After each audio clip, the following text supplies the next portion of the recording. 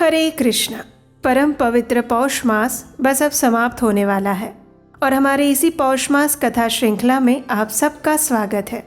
इस कथा श्रृंखला की पिछली कड़ी में हमने सुना कि मातली और राजा ययाति के बीच में अत्यंत महत्वपूर्ण ज्ञानवर्धक संवाद चल रहा है, जिसमें मातली राजा ययाति को जीवात्मा के विविध प्रारब्ध, कर्म और उसकी गर्भावस्था की स्थिति के विषय में बताते हैं।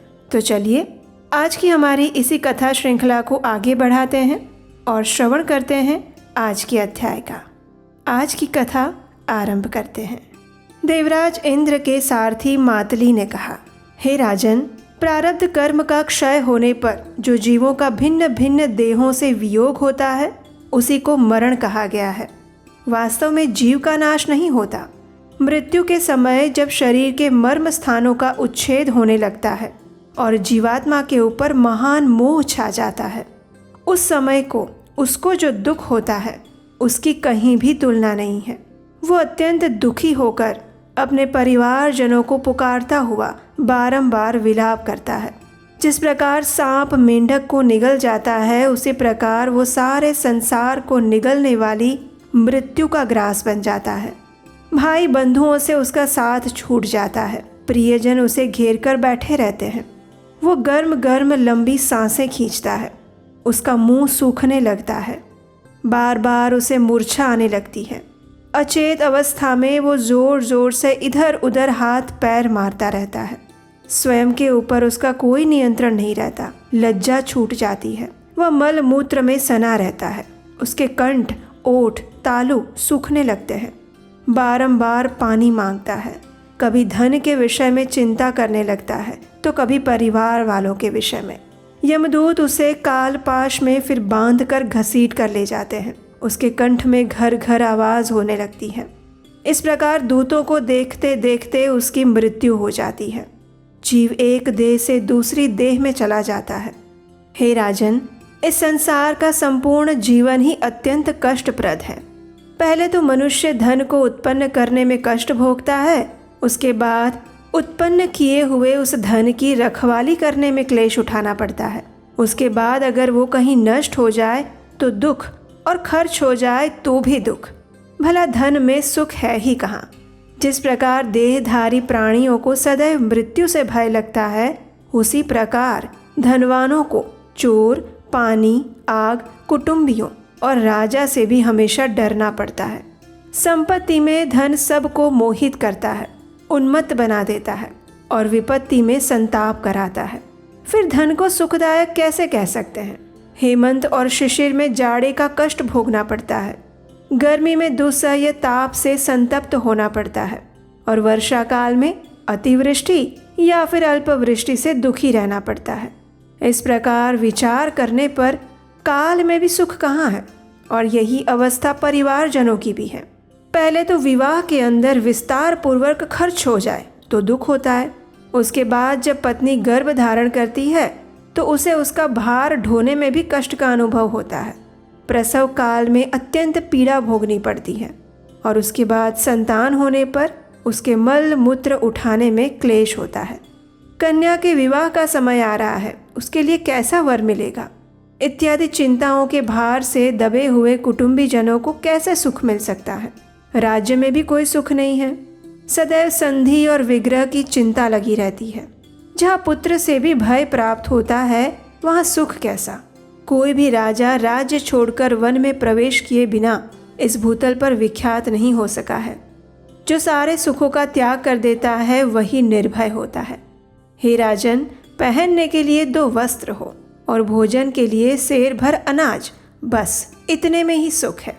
मान सम्मान, छत्र, चमर, राज सिंहासन, ये सब तो मात्र दुख देने वाले हैं। समस्त भूमंडल का राजा ही क्यों ना हो, एक झटके नाप की भूमि ही उसके उपभोग में आती है। जल से भरे हजारों घड़ों द्वारा अभिषेक कराना क्लेश और श्रम को ही बढ़ाता है। इस प्रकार विचार करके देखा जाए तो राज उचित भोगों से भी क्या सुख मिलता है। अगर किसी राजा से युद्ध छिड़ जाए तो एक दूसरे को जीतने की इच्छा से सदैव चिंता मग्न रहते हैं। नहुष आदि बड़े बड़े राजा भी राज्य लक्ष्मी के मद से उन्मत्त होकर स्वर्ग में जाकर भी वहां से भ्रष्ट हुए हैं। इस प्रकार लक्ष्मी से भी कहाँ सुख मिलता है, और फिर स्वर्ग में भी सुख कहाँ है।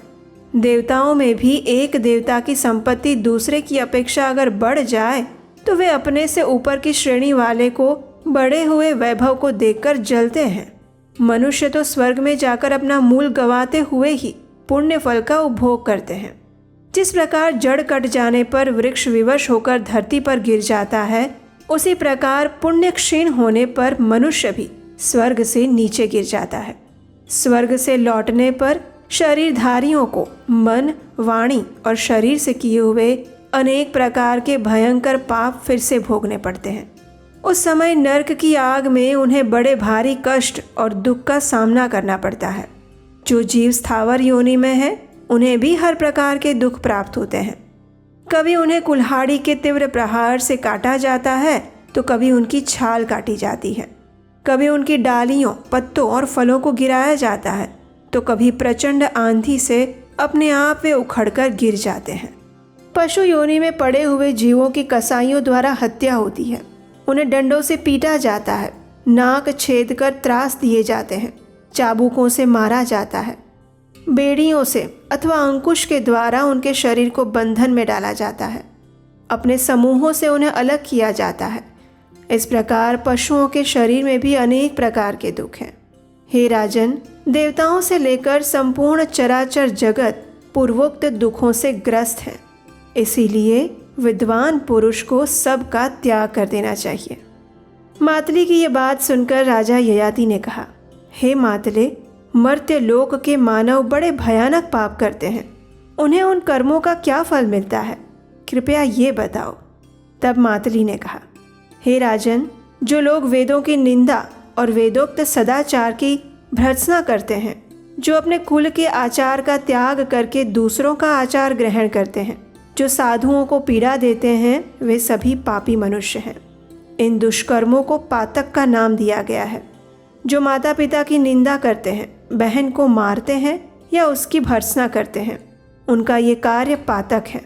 जो श्राद्ध काल आने पर भी काम, क्रोध और भय से 5 कोस के भीतर रहने वाले दामाद, भांजे और बहन को नहीं बुलाता और सदा दूसरों को ही भोजन करवाता है, उसके श्राद्ध में पितृ अन्न ग्रहण नहीं करते। श्राद्ध कर्म के अंदर दान देते समय बहुत से ब्राह्मण आ जाए और उनमें से एक को दान दिया जाए और दूसरे को ना दिया जाए तो ये दान के फल को नष्ट करने वाला है और सबसे बड़ा पाप माना गया है। ब्राह्मण, क्षत्रिय, वैश्य और शूद्र, इन सबको चाहिए कि प्रत्येक पुण्य अवसर पर निर्धन ब्राह्मण की पूजा करें, जितना संभव हो सके उन्हें दान दें। श्राद्ध के समय निमंत्रित ब्राह्मण के सिवा अगर कोई दूसरा ब्राह्मण भी आ जाए तो दोनों को ही भोजन, वस्त्र, तांबूल, दक्षिणा इत्यादि द्वारा पूजा करनी चाहिए। अगर श्राद्ध करने वाला व्यक्ति धनहीन हो तो वो एक की ही पूजा कर सकता है। जो श्राद्ध में ब्राह्मण को भोजन कराकर आदर पूर्वक दक्षिणा नहीं देते, उसे गौ हत्या के समान पाप लगता है। व्यतिपात और वैधृति योग आने पर, यानी अमावस्या तिथि को या पिता की क्षया तिथि प्राप्त होने पर अपराह्न काल में ब्राह्मण आदि वर्णों को अवश्य श्राद्ध करना चाहिए। जो श्री भगवान के ज्ञान स्वरूप पुराण की पूजा किए बिना उसे पढ़ते और लिखते हैं, लालच में आकर उसे बेचते हैं, अपवित्र स्थान में मनमाने ढंग से रख देते हैं, स्वयं अशुद्ध रहकर अशुद्ध स्थान में पुराण की कथा कहते हैं या फिर सुनते हैं, उन सब का ये कार्य गुरु निंदा के समान माना गया है। जो गुरु की पूजा किए बिना उनसे शास्त्र श्रवण करना चाहते हैं, गुरु की सेवा नहीं करते, उनकी आज्ञा का उल्लंघन करते हैं, उनकी बात का अभिनंदन नहीं करते अपितु प्रतिवाद करते हैं, गुरु के कार्य की करने योग्य होने पर भी उपेक्षा करते हैं, और जो गुरु को रोग आदि से पीड़ित, असमर्थ और प्रस्थित तथा शत्रुओं द्वारा अपमानित देखकर भी उनका साथ छोड़ देते हैं, वो पापी तब तक कुंभीपाक नरक में निवास करता है जब तक कि 14 इंद्रों की आयु पूरी नहीं हो जाती।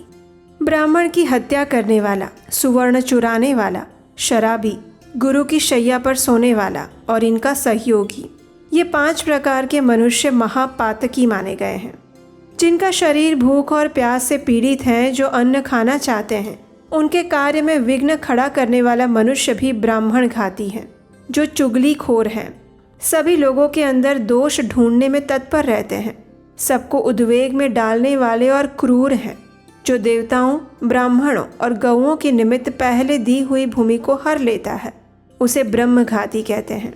जो अग्निहोत्र और पंच यज्ञ आदि कर्मों का त्याग करके माता पिता और गुरु का अनादर करता है, झूठी गवाही देता है, शिव भक्तों की बुराई और अभक्ष्य वस्तु का भक्षण करता है, वन में जाकर निरपराध प्राणियों को मारता है, गौशाला, देव मंदिर, गांव और नगर में आग लगाता है, उसके ये भयंकर पाप पूर्वोक्त पापों के समान है। दीनों का सर्वस्व छीन लेना, पराई स्त्री, दूसरे के हाथी, घोड़े, गाय, पृथ्वी, चांदी, रत्न, अनाज, रस, चंदन, अर्गजा, कपूर, कस्तूरी, मालपुआ और वस्त्र को चुरा लेना और पराई धरोहर को हड़प लेना, ये सारे पाप सुवर्ण की चोरी के समान है। विवाह करने योग्य कन्या का योग्य वर के साथ विवाह ना करवाना, पुत्र और मित्र की भार्याओं और अपनी बहनों के साथ समागम करना, कुमारी कन्या के साथ बलात्कार करना, अंत्यज जाति की स्त्री का सेवन और सवर्णा स्त्री के साथ संभोग, ये सारे पाप गुरु पत्नी गमन के समान बताए गए हैं। जो मनुष्य झूठ बोलता है, स्वामी, मित्र और गुरु से द्रोह करता है, माया रचता है, जो स्त्री, पुत्र, मित्र, बालक, वृद्ध, दुर्बल मनुष्य, भृत्य, अतिथि, बंधु बांधवों को भूखा छोड़कर अकेले ही भोजन करता है, जो स्वयं तो खूब मिठाई खाता है लेकिन दूसरों को अन्न भी नहीं देता, उन सब को अलग अलग पातकी समझना चाहिए। विद्वान पुरुषों ने उनकी बड़ी निंदा की है, जो स्वयं नियम लेकर फिर उन्हें छोड़ देते हैं, जिन्होंने दूसरे के साथ धोखा किया है, जो मदिरा पीने वालों के संसर्ग में रहते हैं, घाव और रोग से पीड़ित तथा भूख प्यास से व्याकुल गाय का यत्नपूर्वक पालन नहीं करते, वे गौ हत्यारे माने गए हैं, उन्हें नर्क की यातना भुगतनी पड़ती है। जो हर प्रकार के पापों में डूबे रहते हैं, साधु, ब्राह्मण, गुरु और गाय को मारते हैं, सन्मार्ग में स्थित अपनी पत्नी या निर्दोष स्त्री को पीटते हैं, जिनका सारा शरीर आलस्य से व्याप्त रहता है और जो बार बार सोते रहते हैं, जो दुर्बल पशुओं को काम में लगाते हैं, बलपूर्वक हाँकते हैं, घायल होने पर भी उन्हें जोतते हैं, ये सब महापापी हैं। जो भूख प्यास और परिश्रम से पीड़ित घर पर आए हुए अतिथि का अनादर करते हैं, वे नरकगामी होते हैं। जो ब्राह्मण अन्यायी राजा से दान लेते हैं, उन्हें भी घोर नरकों में जाना पड़ता है। पाप आचारी पुरवासियों का पाप राजा का ही समझा जाता है, इसलिए राजा को उस पाप से डर कर प्रजा को शासन में रखना चाहिए।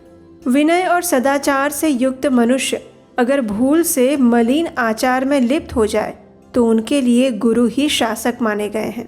गुरु ही कोई प्रायश्चित करवाकर उनके पाप धो सकते हैं, फिर ऐसे लोगों को यमराज के पास नहीं जाना पड़ता। पर स्त्री, लंपट, चोर और अन्यायपूर्ण बर्ताव करने वाले पुरुषों पर राजा का शासन होता है और राजा ही उनके दंड विधाता माने गए हैं।